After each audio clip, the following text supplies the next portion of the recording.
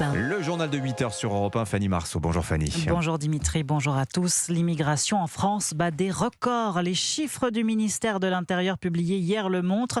4,5 millions de titres de séjour, dont 384 000 nouveaux délivrés l'an dernier. C'est inédit, une hausse de 11% en un an et qui ne concerne que les entrées légales d'étrangers extra-européens, des personnes en règle aujourd'hui, mais qui peuvent devenir les clandestins de demain. C'est ce qu'expliquait ce matin sur Europe 1 Nicolas Pouvreau-Monti, le directeur de l'Observatoire de l'immigration et de la démographie. Si on prend le cas typique, qui est celui qui a le plus augmenté dans les titres de séjour l'an dernier, qui est celui des demandeurs d'asile et des bénéficiaires de l'asile. Je viens d'un pays dangereux. Souvent, quand je suis demandeur d'asile, j'entre en situation irrégulière. Je dépose une demande d'asile et je deviens en situation régulière pour la durée de l'instruction de mon dossier. Je suis débouté, ça arrive dans un cas sur deux. Je deviens à nouveau irrégulier et je vais me maintenir sur le territoire dans 9 cas sur 10, ce que dit le ministère de l'Intérieur. Et ensuite, au bout de quelques années, j'aurai un motif de régularisation quelconque. Donc vous voyez, j'aurais été successivement irrégulier.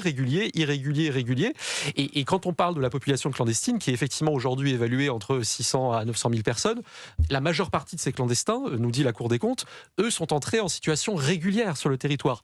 Et simplement, ils se sont maintenus sur le territoire à l'expiration de ce visa ou de ce titre. Nicolas Pouvreau-Monti, invité d'Europe 1 matin à 7h10, interview complète à retrouver sur le site et l'appli Europe 1. Alors comment lutter contre l'immigration clandestine ? En Espagne, la solution avancée, c'est la régularisation. Plus de 500 000 sans-papiers vont être régularisés pour raisons essentiellement économiques, selon le gouvernement socialiste.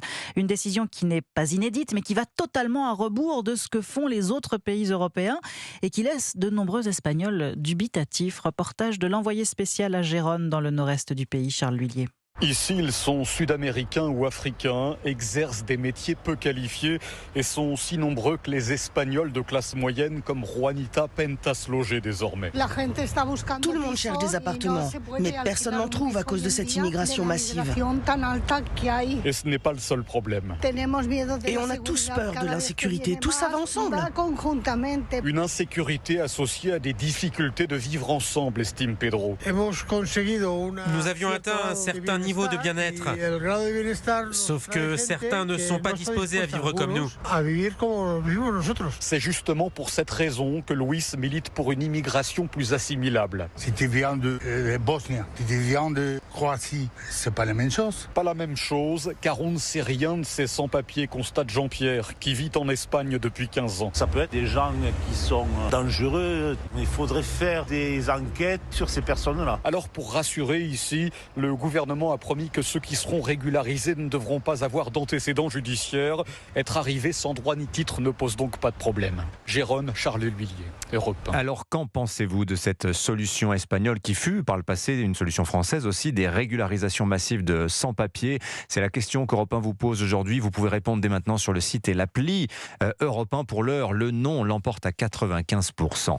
L'actualité judiciaire à présent avec cette horreur près de Lyon. Une ado de 15 ans séquestrée, torturée à Oulin-Pierre-Bénite dans le Rhône. 4 personnes ont été interpellées, dont l'ex-petite amie de la victime âgée de 17 ans et 3 jeunes filles mineures suspectées de lui avoir infligé plusieurs coups de couteau et des brûlures avec le contenu d'un extincteur. Et puis la décision est tombée hier soir. 4 ans de prison, dont 18 mois ferme pour Joël Guerriau. Après 2 jours de procès, l'ex-sénateur a été condamné hier soir pour avoir drogué la députée Sandrine Josso à son insu en 2023. Vous écoutez Europe 1 matin, il est 8h04. C'est décidément l'année des grands accords commerciaux pour l'Union européenne après le Mercosur. Après 25 ans de négociations, désormais l'accord avec l'Inde, après lui 20 ans de discussions. Et cette fois, pas de manifestations agricoles, pas de veto de la France. Nos entreprises exportatrices se frottent les mains. Alors que les droits de douane américains menacent de leur faire vivre des heures difficiles, cet accord de libre-échange entre l'UE et l'Inde, pays le plus peuplé au monde, semble une excellente nouvelle, Barthélémy Philippe. Oui, d'abord, certains produits alimentaires indiens susceptibles de menacer l'agriculture européenne ont été exclus de l'accord. La viande, le riz ou le sucre. A l'inverse, la France pourra notamment exporter des vins et spiritueux avec des droits de douane moins importants. La filière auto est aussi gagnante avec des droits de douane réduits de 110 à 10% seulement. Certaines places fortes de l'industrie française et européenne seront quasiment exemptées de taxes. L'aéronautique, les produits chimiques et pharmaceutiques ou encore la métallurgie. Cet accord est donc une aubaine car l'Inde est un marché prometteur selon l'économiste Anne-Sophie Elsif. On a vraiment une nouvelle nouvelle classe moyenne qui émerge et qui a de plus en plus de pouvoir d'achat. Donc c'est vrai que pour les produits européens, tout ce qui est machines-outils, automobiles, tout ce qui est agroalimentaire, aéronautique, tous ces produits-là, c'est vrai que ce sont des marchés qui sont très intéressants, dynamiques et en croissance. Selon la Commission européenne, l'accord avec l'Inde devrait à terme permettre aux 27 d'économiser 4 milliards d'euros de droits de douane par an. Barthélémy Philippe du service économie d'Europe 1. La première ministre du Danemark, Mette Frederiksen, et le premier ministre du Groenland, Jens Frederik Nielsen, reçus ce midi à l'Elysée. Déjeuner de travail avec Emmanuel Macron pour réaffirmer la solidarité européenne et le soutien de la France à l'égard du Danemark et du Groenland selon la présidence de la République. Le pouvoir iranien, lui, cherche le dialogue et veut négocier. C'est en tout cas ce qu'affirme Donald Trump. Le président américain laisse planer la menace d'une action militaire contre le pays avec le déploiement d'une armada américaine dans le Golfe Persique. L'Iran, où les arrestations de manifestants se poursuivent, au moins 41 000 personnes interpellées et 35 000 morts selon plusieurs ONG et médias contestataires iraniens. Et dans ce contexte, les ministres européens des Affaires étrangères se réunissent demain pour discuter de nouvelles sanctions contre Téhéran. La présidente du Conseil italien, Giorgia Meloni, espère faire inscrire à cette occasion les gardiens de la révolution iranienne sur la liste européenne des organisations terroristes, proposition qui fait débat, Jacques Serret. Oui, car pour inscrire une organisation sur la liste européenne des organisations terroristes, l'unanimité des 27 États membres est requise.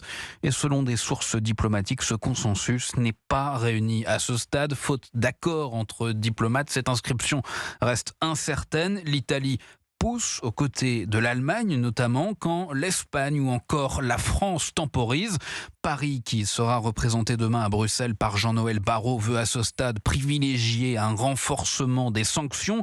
Selon des sources diplomatiques, 21 entités et responsables iraniens, dont plusieurs hauts dirigeants des gardiens de la Révolution, doivent être visés par des interdictions de visa et des gels d'avoirs.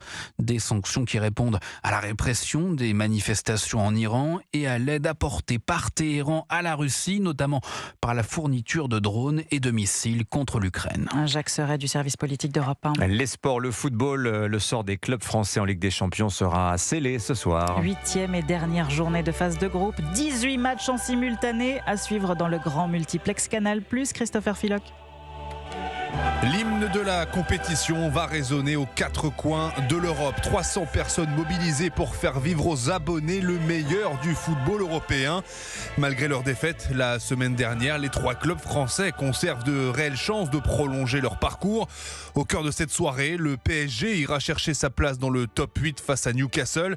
Marseille tentera de se qualifier en barrage face à Bruges, un stade de la compétition que l'OM n'a plus atteint depuis 15 ans. C'était sous la direction de Didier Deschamps. Tandis que Monaco jouera sa survie à domicile face à la Juventus de Turin. D'autres belles affiches sont à prévoir avec notamment Dortmund, Inter ou encore Naples-Chelsea. Et nul doute que cette petite musique synonyme de but, connue de bon nombre de passionnés de football, créée en 1992 à l'initiative de Charles Bietri, retentira probablement de nombreuses fois. Ah, ça va être exceptionnel. Ça va être génial. Oh là là, quelle belle soirée. Philoc, on attend cette soirée avec beaucoup d'impatience. Avec la magnifique sonnerie du multiplex. C'est à 21h. Rendez-vous est pris sur Canal+. Vous pouvez vous abonner dans la journée. C'est pas trop tard. Vous vous souvenez de cette anecdote? D'où vient cette sonnette? C'est Pomme de Renette et Pomme d'Api. Ah, j'avais jamais fait le lien. Ouais, c'est une info de la plus jamais pareil. Allez, dans un instant.